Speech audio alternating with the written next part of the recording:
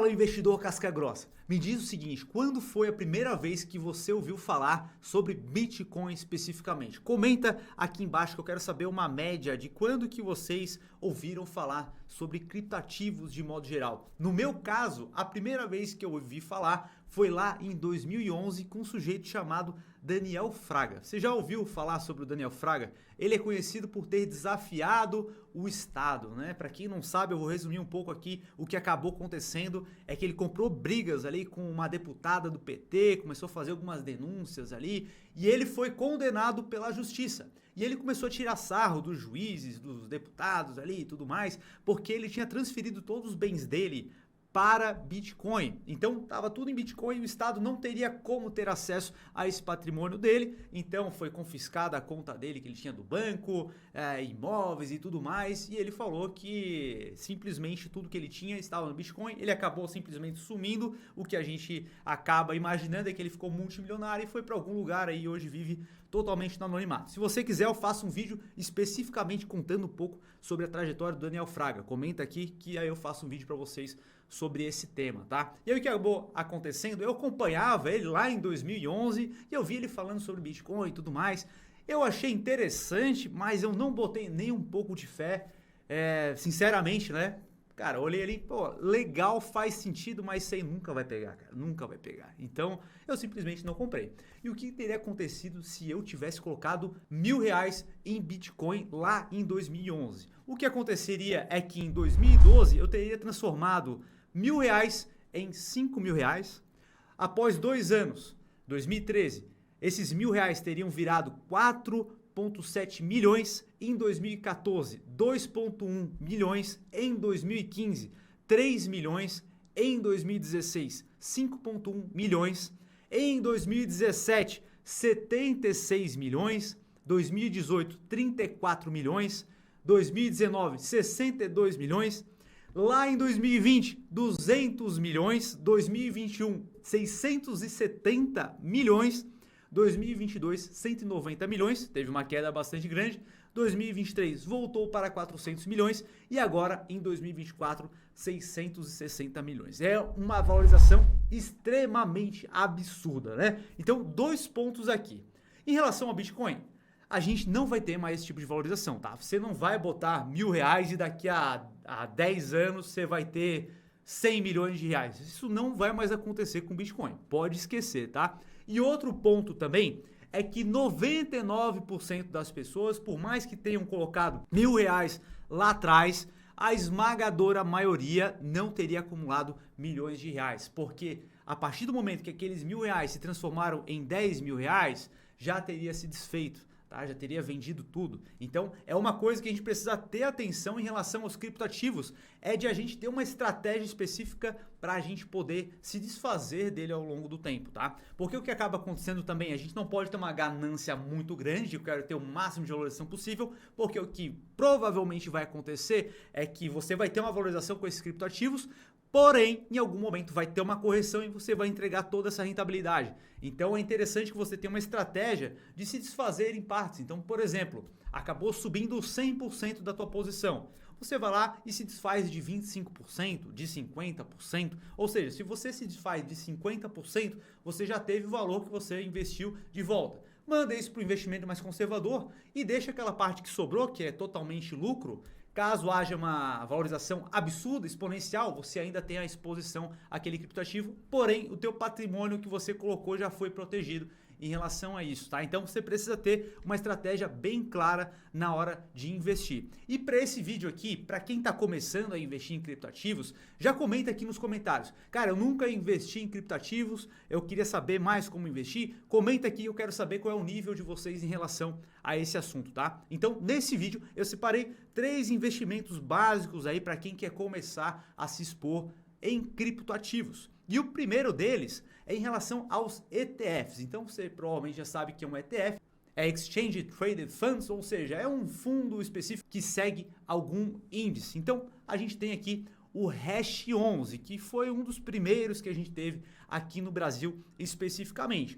E ele investe em alguns criptoativos. Então dá uma olhadinha aqui na minha tela, tá? A composição da carteira do Hash 11 é de 69% em Bitcoin, 28% em Ethereum, 0,68% em Chainlink, 0,47% em Arbitrum, 0,43% Litecoin, 0,32% Uniswap, 0,29% em Polkadot e 0,17% em Stellar.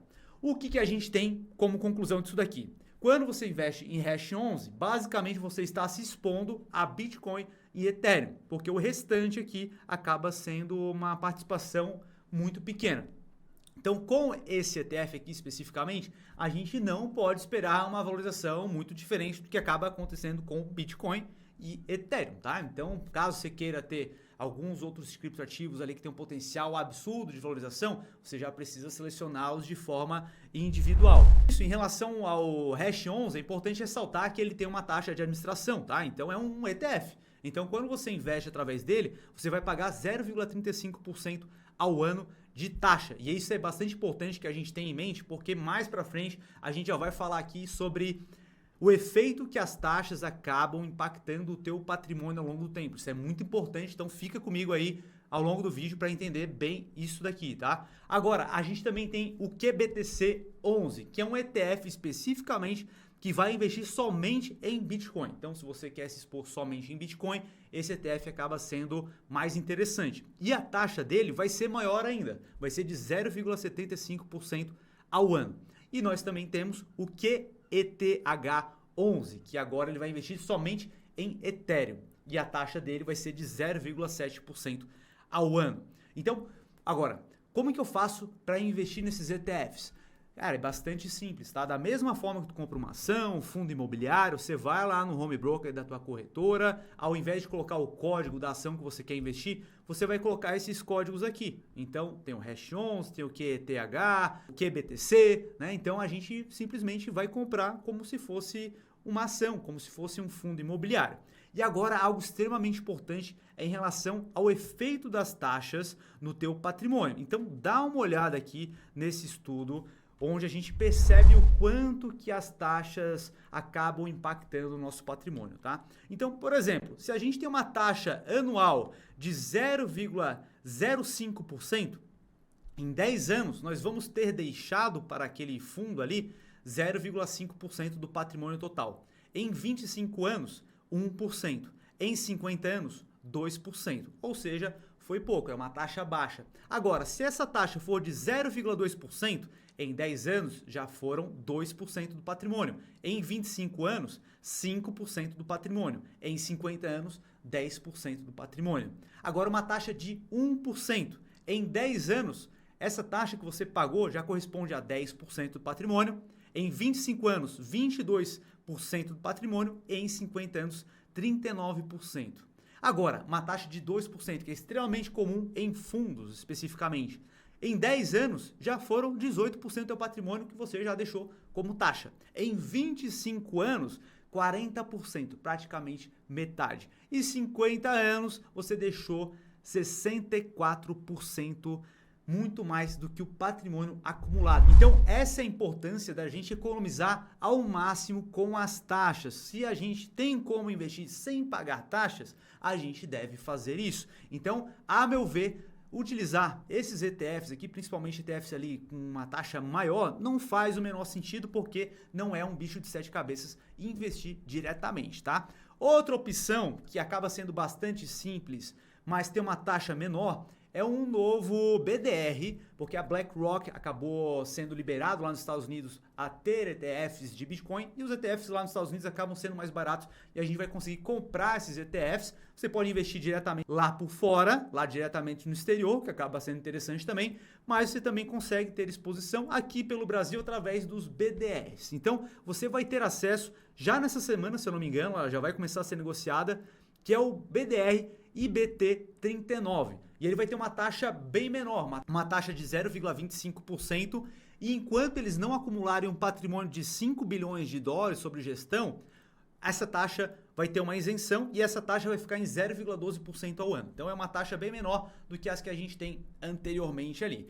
Porém, a meu ver, não é interessante investir através de ETFs e BDRs. Não é nada de outro planeta a gente investir diretamente, porque a gente vai acabar tendo um desconto em relação às taxas e o mais importante de tudo, quando a gente deixa de investir diretamente no criptoativo, a gente está indo contra o princípio básico da criação dos próprios criptoativos. O primeiro foi o Bitcoin, né? Que foi justamente uma forma de sair das garras do Estado e ter maior independência em relação a isso. Então a gente volta lá para o Daniel Fraga. Por que ele conseguiu desafiar o Estado, assim, entre aspas, né?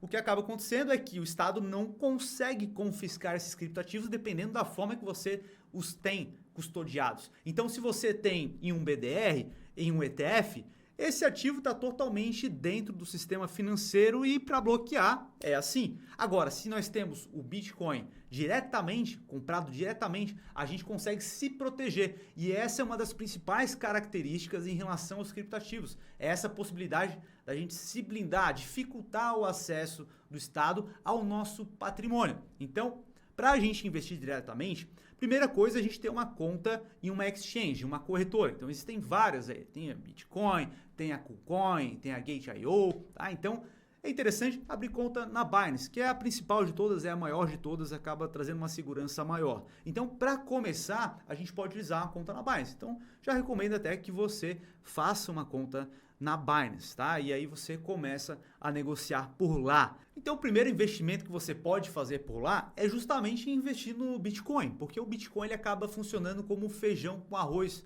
do mercado cripto, tá? Então, começar por ele acaba sendo interessante. E a gente acaba percebendo aqui, você pode verificar no site CoinMarketCap, a gente pode ver aqui em criptoativos, a gente percebe aqui o tamanho de cada criptoativo que a gente tem, né? Então, por exemplo, o Bitcoin aqui, ele representa 1,2 trilhão de dólares, tá? Esse é o valor de mercado dele atualmente. Seguido do Ethereum, que tem um valor de mercado de 410 bilhões de dólares, Tether, 98 bilhões de dólares e assim por diante. Então a gente percebe que o Bitcoin é enorme, é gigante. Então ele acaba trazendo uma segurança maior para a tua carteira de cripto. E aí para você ter uma performance acima da média, é necessário selecionar alguns outros criptoativos. Então são chamados altcoins. Altcoins, para quem não sabe, são todos os criptoativos que não são o Bitcoin, tá? Alternative coins, moedas alternativas, tá? Então, esse que é o significado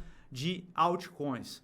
Então, algumas características aqui especificamente em relação ao Bitcoin que os torna único, né, em relação às moedas fiduciárias que nós temos, porque o governo acaba tendo influência em relação às moedas, os bancos centrais acabam ditando as regras de como que aquela moeda deve se comportar através dos mecanismos de inflação, né? Então a gente acaba percebendo que o Bitcoin ele não tem essa influência centralizada, ela é uma moeda totalmente descentralizada e é isso que a torna tão segura e única e especificamente praticamente inconfiscável pelo governo, tá? E uma característica também bastante interessante, que é a comparação que muitas pessoas acabam fazendo em relação ao Bitcoin ser o ouro digital, né? Porque quando a gente olha para o ouro, por exemplo, ele já teve uma quantidade minerada e é essa quantidade que está disponível no mercado. E essa escassez é que faz com que o ouro tenha uma proteção ao longo do tempo, porque ele é escasso. Concorda comigo que se todo mundo começasse a receber ouro em sua casa, surgindo do nada em passe de mágica, o ouro ele iria perder o seu valor, porque ele já não tem essa escassez que ele teria anteriormente? Então é isso que acaba acontecendo. Hoje, nós temos uma estimativa de que cerca de 50 mil toneladas ainda podem ser mineradas, tá? Então ainda está no solo 50 mil toneladas. Então existe uma quantidade a ser minerada ainda. E dessa quantidade, cerca de 190 mil toneladas já foram mineradas. Então é basicamente essa quantidade que nós temos à disposição a ser negociada e comercializada. O mesmo acaba acontecendo com o Bitcoin, porque o Bitcoin ele já está programado a ser gerado no máximo 21 milhões de Bitcoins. E atualmente já foram minerados 19,6 milhões, ou seja, ainda faltam aí 1,4 milhões de Bitcoins a serem minerados ainda. E a escassez do Bitcoin acaba sendo ainda maior, porque lembra que antigamente as pessoas não davam muita importância para isso, as pessoas até mineravam de algumas formas, acumulavam esses Bitcoins, então a gente vê várias notícias de pessoas que têm HDs com vários Bitcoins lá dentro e eles ficam no lixão revirando tudo lá para poder encontrar, porque tem um patrimônio bilionário lá dentro e o cara simplesmente jogou fora porque a namorada estava falando que fazia muito barulho aquele computador minerando, ele simplesmente, beleza, foi lá e descartou o computador e hoje tem milhões perdidos, né? Então tem um estudo aqui feito pela Chain Analysis, onde foi publicado que estima-se que 20% dos bitcoins já minerados estão totalmente perdidos e inacessíveis, seja porque a pessoa jogou fora o HD, seja porque esqueceu a senha de acesso, ou por vezes a pessoa morreu e não passou como acessar para seus familiares. Então existem vários bitcoins perdidos e isso gera uma escassez ainda maior. Outro ponto agora em relação ao momento do Bitcoin, né? Então a gente está chegando próximo do halving, onde a mineração vai cair pela metade, ou seja, gera uma escassez ainda maior, fica mais caro de produzir esses Bitcoins. E o que a gente tem é que historicamente, por exemplo, se a gente pega o halving lá de 2012, ele tinha um preço Bitcoin na data do halving de 12,35 dólares. Quando bateu o topo, aproximadamente 362 dias após isso, houve uma valorização de 9.268%. O segundo halving acabou acontecendo lá em 2016. E o preço no dia do halving era de 650 dólares e ele bateu 19.659 no topo, em uma média de 500 dias após o halving. Foi uma valorização de 2.921%. E o terceiro halving que acabou acontecendo foi em 2020. O preço era de 8.821 dólares e o preço no topo bateu 68.900 dólares. Após 546 dias em breve, um retorno de 682%, e isso no momento de pandemia, né? Tinha acabado de estourar a pandemia e mesmo assim foi uma performance bastante agressiva, bastante forte, né? Então, o que acaba acontecendo é que o Bitcoin tem umas características únicas. É claro que o passado não representa o que vai acontecer no futuro, mas no caso do Bitcoin, levando em consideração as características dele, o que acaba acontecendo é uma probabilidade da gente ter uma valorização após o halving nesse período aí de 300 a 500 dias. Então, é algo a se ter bastante claro em mente, tá? E outros pontos que acabam ajudando a tese do Bitcoin nesse momento é que ele está se tornando muito mais acessível, né? Porque antigamente as grandes instituições olhavam com um olhar bem desconfiado, não gostavam de criptoativos, de bitcoins, e hoje eles já mudaram totalmente. Tanto é que agora a gente teve lá a SEC nos Estados Unidos liberando a comercialização de ETFs no exterior, né? Então isso acaba trazendo uma liquidez muito maior para o mercado. Então imagina, cara, uma porrada de investidores que não se expunham a criptoativos por não saberem como fazer isso, um pouco de desconfiança. Agora eles podem simplesmente comprar através de um ETF, porque muitas pessoas só querem ter acesso àquela volatilidade ali, eles não têm muito essa tese de se proteger do Estado e tudo mais, ser algo descentralizado, eles simplesmente querem se expor àquela oscilação ali de mercado. E agora existe uma liquidez muito maior para isso, ou seja, muito mais dinheiro entrando para esse mercado de criptoativos, e quanto mais as pessoas acabam comprando, maior a pressão compradora, e isso faz aumentar o preço do ativo. E outro ponto também é em relação ao corte na taxa de juros americana. Então a estimativa é que a partir de junho a gente já comece a ver cortes na taxa de juros, e você sabe muito bem, Estados Unidos é a maior economia do mundo, acaba ditando as regras de modo global, e a partir do momento que a taxa de juros americana começa a cair, já não fica tão atrativo ter investimento nas Treasuries, que são os títulos americanos. Então, e agora há uma grande vantagem porque o Fed está com uma taxa de juros extremamente elevada, historicamente faz muito tempo que não se tem uma taxa tão elevada, então muitos investidores acabam deixando na renda fixa americana, que acaba sendo um dos investimentos mais conservadores do mundo. E a partir do momento que já não fica tão interessante assim, esse dinheiro precisa migrar para outros investimentos, e boa parte deve migrar também para criptoativos, e isso acaba corroborando com a tese de investimento em criptoativos. Agora, eu quero saber a tua opinião, cara. Você curtiu esse vídeo aqui? Te ajudou de alguma forma? Então, deixa um dedo like. Se você não está inscrito aqui ainda, agora é hora de apertar o botão vermelho, ativar a notificação para ficar sempre bem informado. E eu quero te avisar o seguinte, a gente vai lançar o nosso treinamento de criptoativos muito em breve. Lá, basicamente, você vai ter acesso a tudo que você precisa saber de forma mastigada, sem nada extremamente técnico, algo bem na prática para você investir com confiança nos melhores criptoativos. A gente também vai ter carteiras recomendadas, uma carteira mais conservadora de criptoativos com alto potencial, porque criptoativo é mais arriscado por sua natureza. Então, quando a gente fala uma carteira de criptoativos conservadora, ela já é arriscada, com potencial grande de valorização, e a gente vai ter uma carteira extremamente arriscada para que você possa selecionar alguns criptoativos para colocar na tua carteira que tem um potencial absurdo de valorização. Então, quem quiser fazer parte desse treinamento, a gente vai abrir, se eu não me engano, no dia 10, tá? Então, em breve a gente já vai abrir as vagas. Entra na lista de espera aqui, porque quem estiver na lista de espera e entrar na data de abertura, provavelmente no dia 10, vai ter alguns benefícios que você não vai se arrepender. Então, entra na lista de espera aqui e a gente se vê agora no próximo vídeo. Um abraço!